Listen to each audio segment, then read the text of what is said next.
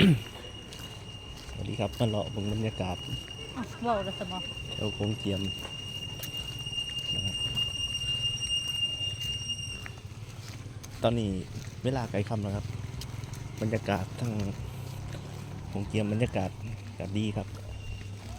หนาวเลาะไปเรื่อยๆครับเดี๋ยวไปเบิ่งทางที่เบิ่งแม่น้ำสองสีว่าจะเป็นอย่างไรว่าจะเห็นบ่อเพราะมันค่ำเลยนะครับตรงไปเรื่อย จะตรงไหนได้ตรงไปเรื่อยนี่เขาเอิ้นต้นยังหนึ่ง ตัวนี้ว่าหูแต่ตัวนี้มันกำแพงเมืองจีนเนาะนี่เป็นวัดโค้งเจียมครับพี่น้องอำเภอโค้งเจียมจังหวัดอุบลฟังพุ่น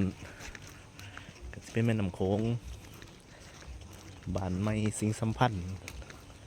เมืองสนาสมบูรณ์แขวงจำปาสักครับอยู่ตรงขามพูนละเห็นแต่เสาโทรศัพท์บ้านเพิ่นไปเรื่อยๆอยากหอดครับ